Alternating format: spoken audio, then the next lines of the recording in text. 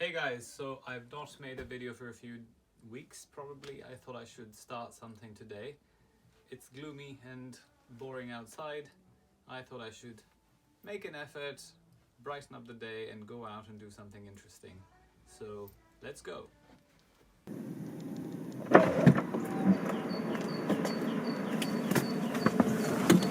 Good morning!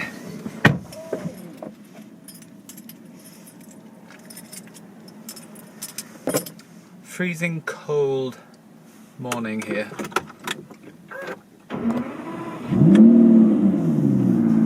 That sound warms up the day. Ice warning. There is ice indeed. Magic. Seat heating on, temperature up, oil the car.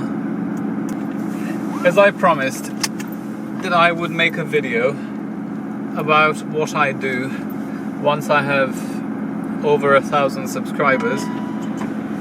So I suppose that time has come, and now I'm making this video.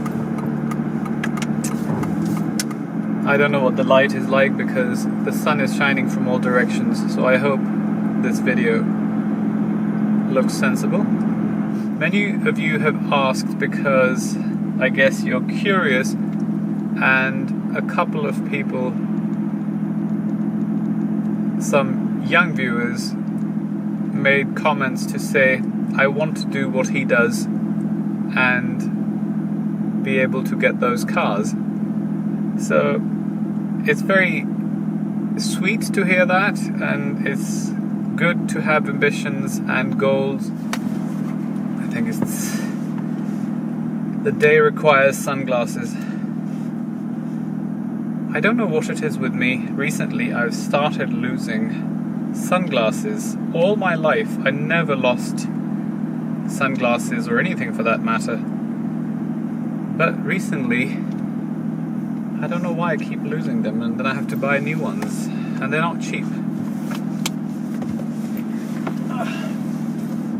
Come on, car. It's 0 degrees in London. It says, according to the weather report, that later on it's going to warm up to about 7 or 8 degrees. But right now, it's frozen, and the windscreen is refusing to thaw down. Well, there's no ice on the outside, but there's a lot of steam on the inside. If I do this, it makes a lot of noise. And I can't film. Okay, so as I was saying, I think I was talking about what I do for a living, and many people make these videos and they go on and on and on, and you're just like, okay, get to the point, tell me what you do, and then if I'm interested, I'll listen to the rest of it. If not, that's it. But I think they want you to watch the whole video. In my case, as always, I appreciate if you watch it because I make so much effort making videos, but if you don't, that's fine as well. This isn't my day job, making videos. As I mentioned in my previous videos, I used to be a medical doctor. I studied medicine and then started working in surgery for a number of years until I think I worked for about 3 years, and then I realized that there were things about my physical life that I couldn't cope with, one of which was being up awake all night and then starting a day job in the morning. So as a doctor back in the day, you had to do your night shift and then wake up in the morning and do your day job.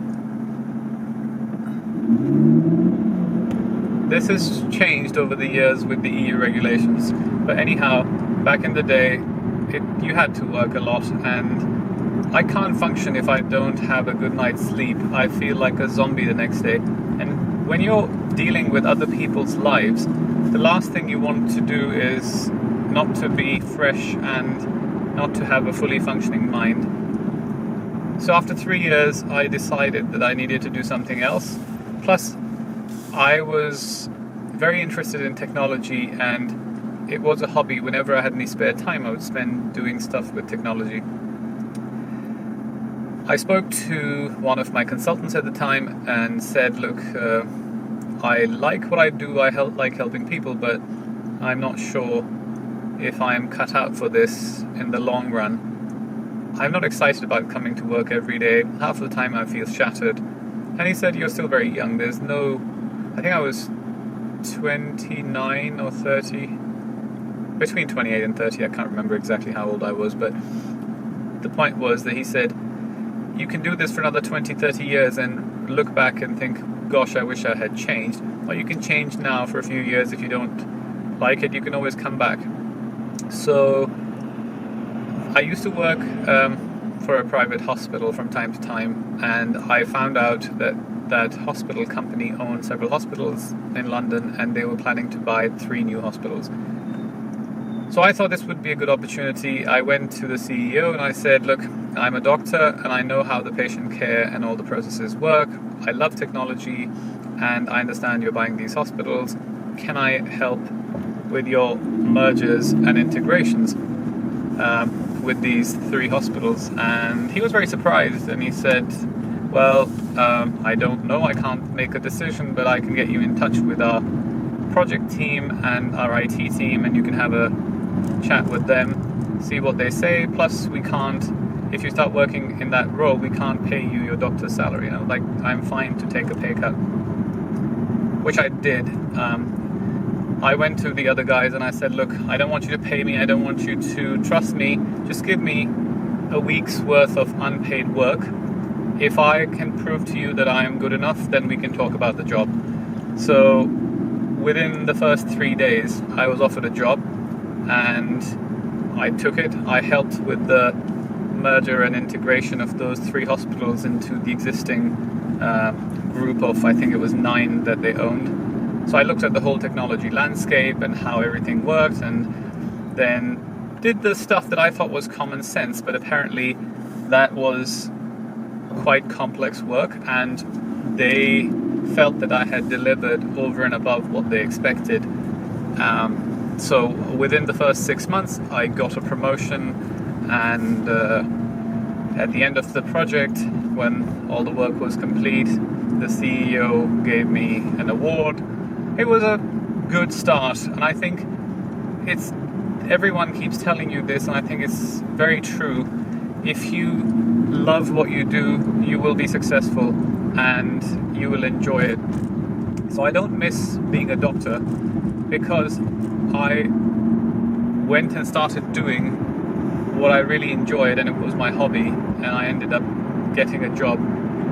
So I left that and then went into various other firms, and what I do now is I'm a management consultant, but I specialize in post-merger integration and divestiture planning, ring fencing. So these are kind of like business terms, but basically when companies buy other companies, the decisions are made in boardrooms, looking at finance sheets and P&Ls and how one company is performing and how their portfolio could benefit the other.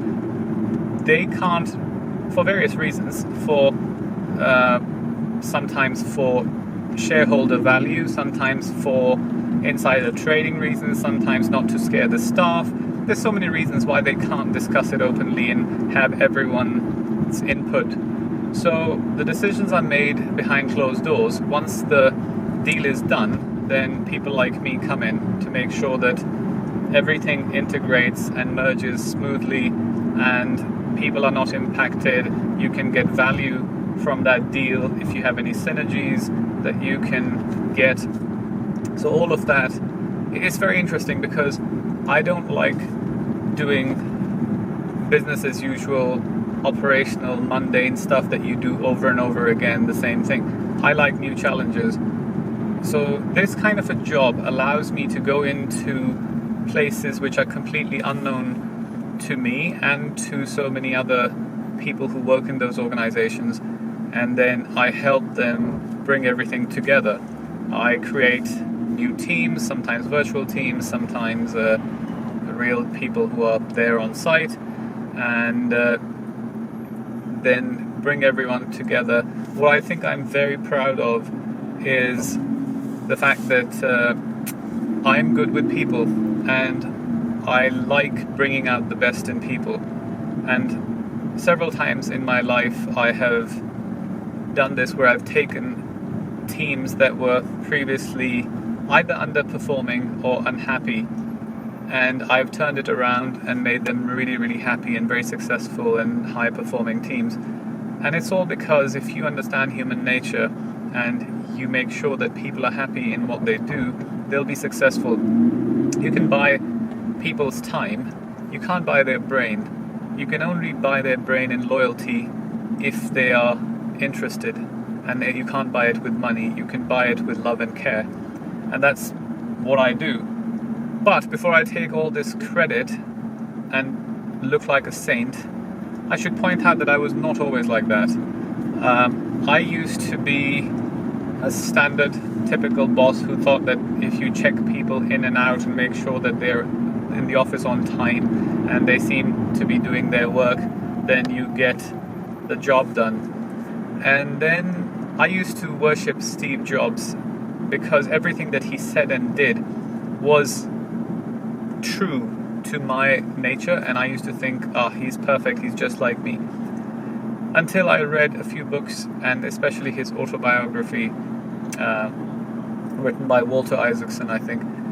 I have read it about 3 times, and after he died, I was very sad that one of my idols was dead. And when I read his book, it was a massive eye-opener. It made me realize that I was so much like him in every way, the way I operated and did things. But at the same time, I was not a very good person. And I didn't allow people around me to relax. And I only found that out after reading that book about him and realizing what he did to the people around him. And it gave me an insight into my own behavior.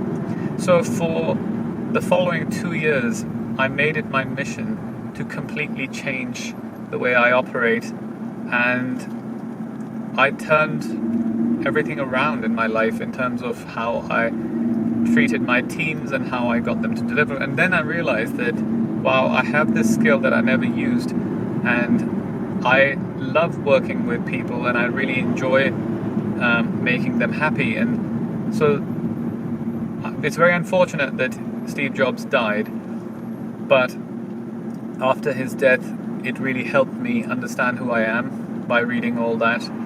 And then, or maybe if he was alive, I probably would have found out through his autobiography anyway. Nonetheless, the point is, I learned from my mistakes and other people's mistakes and changed, and now I love my teams and people that I work with, and some of them have become really long-standing friends, and it's amazing when you get messages a couple of years later after you've left work, people telling you that they miss you and they wish that you were there as their boss. It's very flattering, and it makes you feel good about what you do. So yeah, if anyone who has that kind of style of management, do read Steve Jobs' autobiography and see what are the things that you shouldn't do, because it really helped me. So yeah, this is what I do. I work as a consultant now, and I work with large organizations, could be banks or other large companies. I say large companies, I'm happy to work with small companies and startups, which I do. I'll come to that in a minute.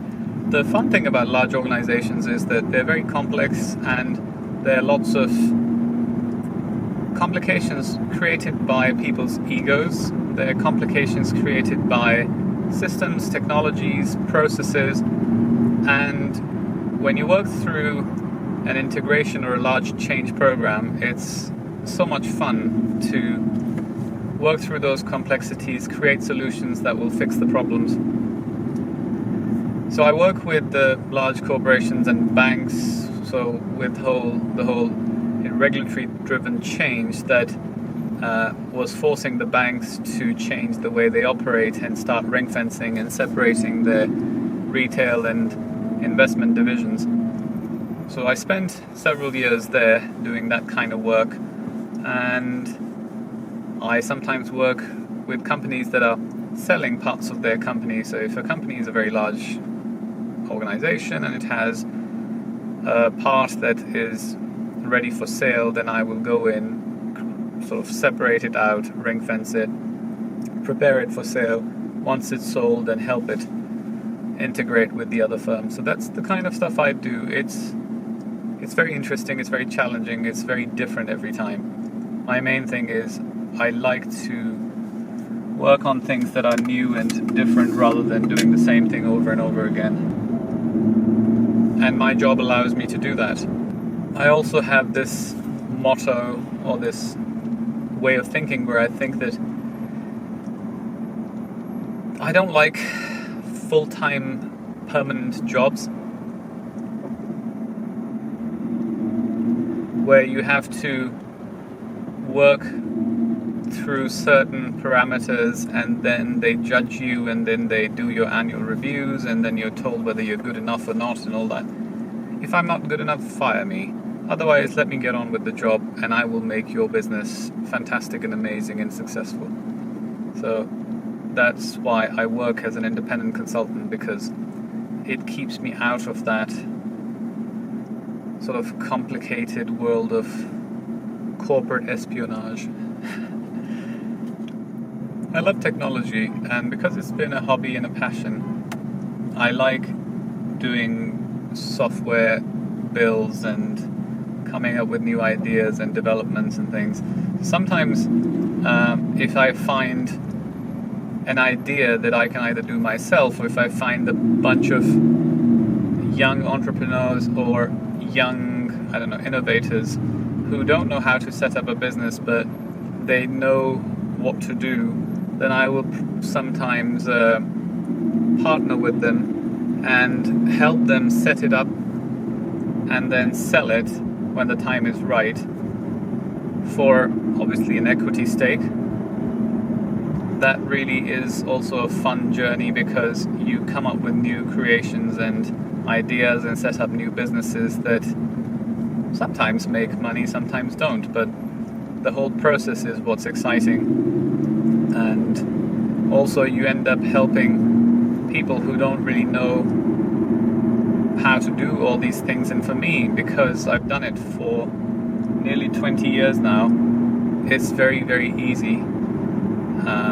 Or it seems very easy. It comes very naturally to me, while others find it daunting. So it's quite interesting to do those kind of things.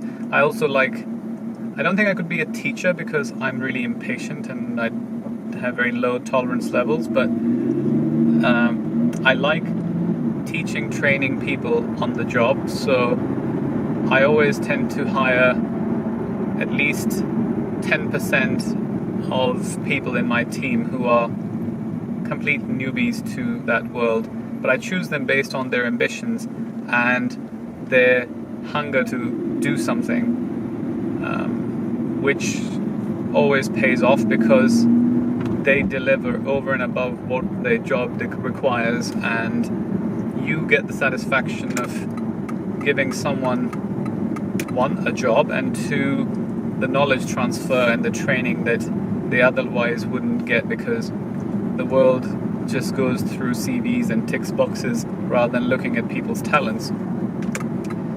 So for me, someone's desire to do something and their ambition is more important than their degree. So that's how I hire people. After a frozen, gloomy start, it's turned into a beautiful sunny day. In terms of my plans for the next part of 2018, or rather the next 11 months in 2018, I have always envy people who speak several languages, and either by choice or by circumstance, where they grew up in an environment and they're multilingual. And this year I've decided that instead of envying other people and wishing that I had that, I can change it. I've worked all my life really hard to achieve a standard of living that I find comfortable, but I haven't really done things that give me the personal satisfaction of growth. Yes, after I moved into the business world, I decided that I had a BSc and a bachelor's in surgery and a bachelor's in medicine, but I didn't have a degree in business, so I went and did an MBA, and it was quite hard because I pretty much wiped out 2 years of my life, because I worked from 9 to 5, and from 6 to 9 I would go to university, and then on weekends and any other spare time I had, I'd be writing assignments and studying. So those 2 years were really, really tough. I used to think that since I've done medicine, everything else is a piece of cake, but MBA was really hard work. Also, I decided not to do a small selection of subjects. I decided to do all, and I think I took, 13 modules or something, and ended up overloading myself. And in the end, to be honest, I don't think I learned anything that I didn't already know, because I'd been working in the industry for about 5 years before I started my MBA. But it feels good to have a piece of paper for someone who doesn't really know you and doesn't understand what you're capable of offering, especially when you're young. It's good to have a piece of paper that says, yes, I've got a certificate or a degree. But it's never the defining factor for your skills, I suppose. So yeah, back to the language thing. I've decided that I'm going to go live in whichever country I choose, whether it's France, Netherlands, Germany, and now I've thrown Sweden in the mix as well because it's one of my favorite countries. So I'm going to go and spend 3-4 months and completely immerse myself into the society, the culture, the language specifically, because I want to learn at least one more language, if not 2, in 2018. Of course, you can't really master a language in such a short space of time, but if I can have a conversation in French or German, then I'll be happy. And that's the plan. I will try to get some contract work, maybe a part-time, which is 2 or 3 days a week, and then spend the rest of the time living in that country and learning and immersing myself into the language. I will join a full-time language school.